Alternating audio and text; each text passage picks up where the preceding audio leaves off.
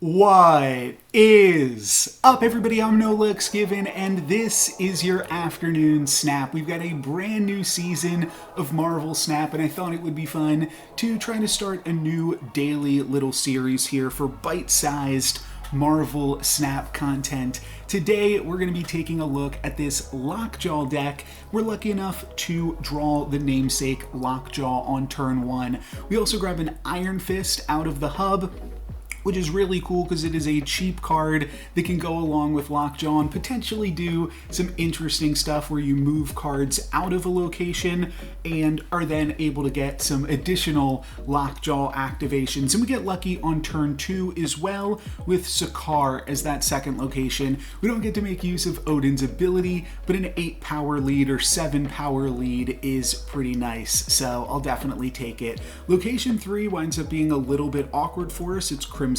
Cosmos, so we don't actually have a great place to play the Lockjaw to really make use of the Iron Fist. I'm just going to wind up throwing that in location number 1, so we won't be worrying about any fancy tricks here. I like to throw Lockjaw into a completely open location, and of course we can't throw it into the Cosmos. My opponent is going to throw a Green Goblin into location number 2, so I'm going to fire back with a Green Goblin of my own. Now that we've drawn the Wasp, we have another cheap card that we can throw into our Lockjaw location, so we'll throw the Green Goblin into location 2, and that'll work out nicely for us, and then we'll flip over these cheap cards. Iron Fist is going to become Thor, which gives us a Mjolnir in our deck, and then the Wasp, that's going to turn into Magneto. So we've got a huge power lead in the hub. We're going to move some of my opponent's cards over, and then they're going to storm into Sakaar. So this will be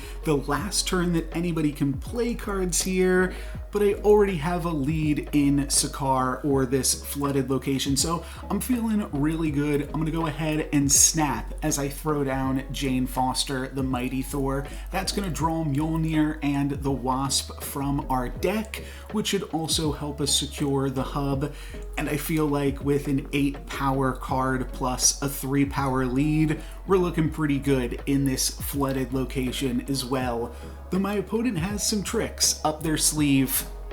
After some thinking, they are going to wind up playing the brand new card Black Panther. Brand new for this season, first day it was released, and that's a pretty powerful new card as well. It's also 5 cost for 8 power because on reveal it doubles its power. Now it wasn't lucky enough to get the Nakia bonus, that would have made it even stronger, but still a really cool card, and my opponent has some cool ideas for what to do with that. We draw Chavez as our final card on turn 6, so I'll throw that plus the Wasp into the Crimson Cosmos, and then we'll throw Mjolnir into the hub, and that'll pump up Thor and give us an additional card there. We actually get pretty lucky here because that additional card is going to be Dr. Doom, which gives us an additional 5 power at those other locations as well. And we can see my opponent's plan. They have an Arnim Zola as their final card. That winds up hitting the Green Goblin, which we move to that location with Magneto. So